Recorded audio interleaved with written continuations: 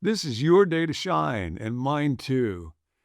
Paul tells the church of Philippi, it is possible with God's help for you to shine like stars in the sky. That's a basic theme that we're looking at. And of course, that comes from Jesus. Let your light so shine. Or this remarkable statement in Matthew chapter 13, verse 43, at the end of one of Jesus' parables, he says, then the righteous will shine like the sun in the kingdom of their Father.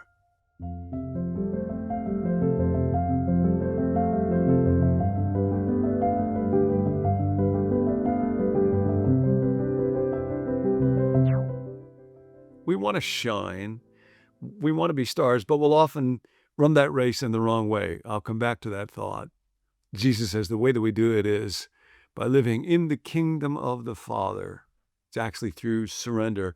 Your will, not mine, be done. This contrasts to what Paul's talking about when he writes to the church at Philippi, chapter 3, verse 18. For I've often told you before, and now tell you again, even with tears, many live as enemies of the cross of Christ. Their destiny is destruction. Their God is their stomach. Their glory is their shame. Their mind is set on earthly things. So now let's translate that, because that language is unfamiliar and it can sound like, oh, there must be really bad people out there that are doing terrible things. No. This is talking about me, talking about you. When it says their God is their stomach, the idea here is it's not mostly about food. This is just simply the description of a life where my appetites, my desire is what's ruling my life. I want to have this, and so that's what I'll do. I want my will to be done. And of course, I'm capable of doing that all the time. And the contrast is to shine as I live in the kingdom of the Father. God, your will be done, your kingdom come. Starting with me, I can let go of demanding my will being done, my outcomes, what it is that I've got to have. I don't know why cat humor is always appreciated in churches. A pastor in Idaho at a meeting there was telling me recently his favorite story. 2 dogs and a cat, a lab and a Doberman and a cat, go up to heaven. They appear before God. God is sitting on his throne. It's magnificent, all golden throne, glittering with diamonds. You can hardly even look at it. And God says to each one of them, tell me what you believe so that I can know it's okay for you to come into heaven. And the lab starts, I believe in affection. I believe in loyalty. I believe in being willing to die for my master. God says, come on in.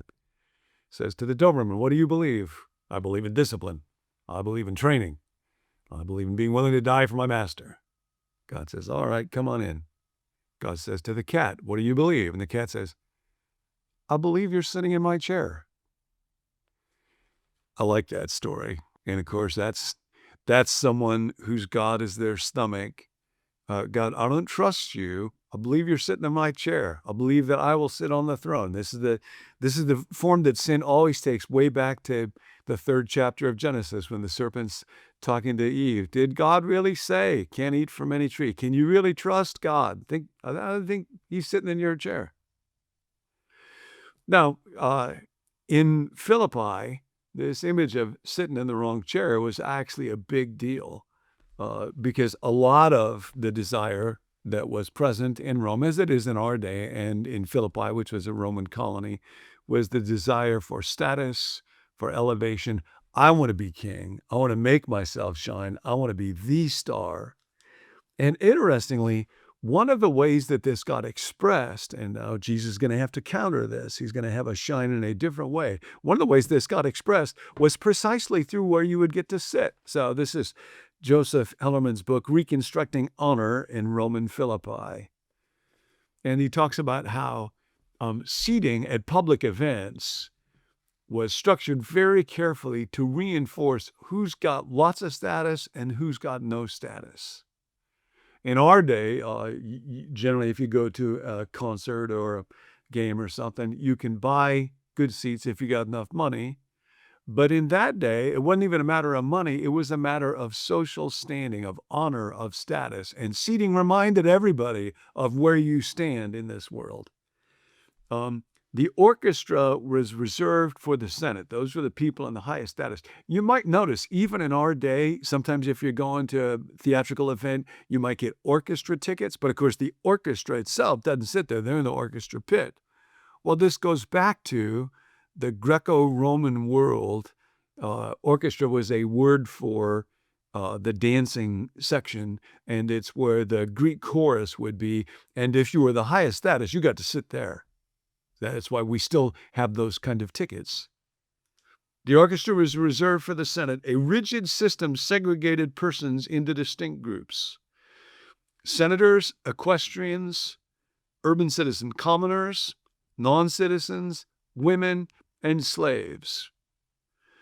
And this was enforced quite rigorously. At an exhibition of games early in Augustus' reign, the emperor noticed a common soldier seated among the 14 rows reserved for the equestrian class. He immediately had the soldier ejected. I believe you're sitting in my seat. And what's interesting is this demand, this hunger, their God is their stomach. I got to have status. I got to have standing. I got to look like a star in front of other people. This even gets into communities of faith. It can get into churches. It got into a religious community in Jesus' day called the Qumran community. You might have heard of them, associated with the Dead Sea Scrolls. Not only at public events like games and concerts and so, but also at banquets, at dinners. Seating was a big deal to express honor. I got to have status. I got to look good in front of other people.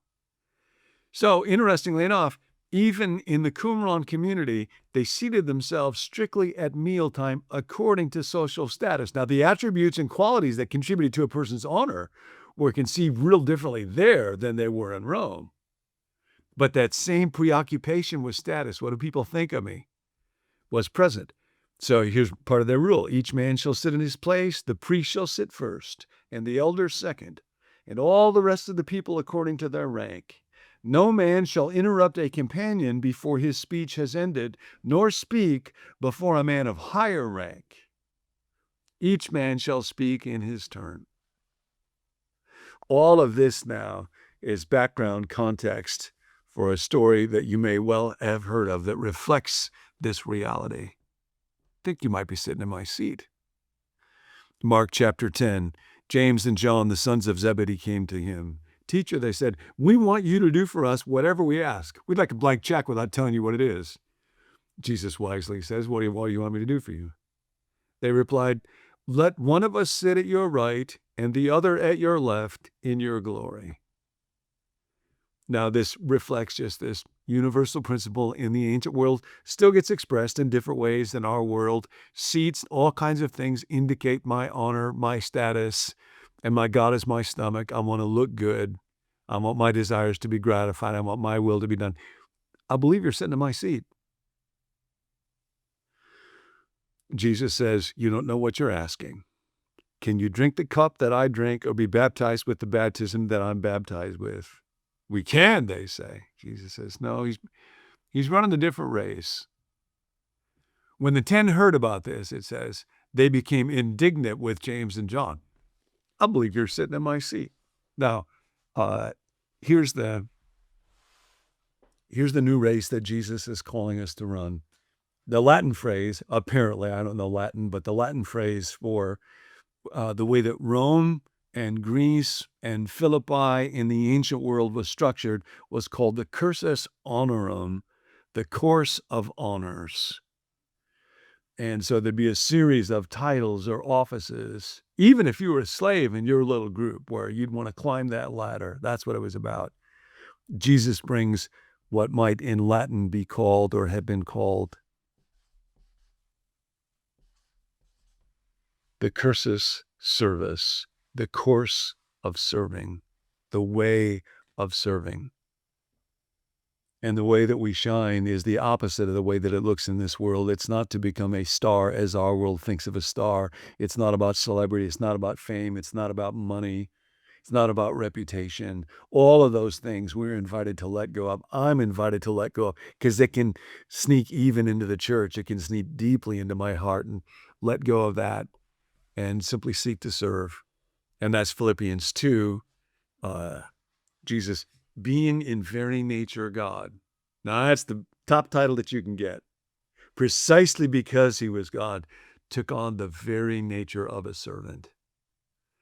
Or Paul, this is the same thing in Philippians 3 when he talks about if anybody had reasons for confidence in the flesh, trying to shine on their own, circumcised on the 8th day, of the people of Israel, of the tribe of Benjamin, a Hebrew of Hebrews, in regard to the law, a Pharisee, in regard to zeal, a persecutor of the church, righteousness according to the law, faultless, all these things I now regard as rubbish. He's given up on the curse as honor him, even within the religious community, and like Jesus, now becoming a servant. So that's the invitation. I'll give you one more seating option.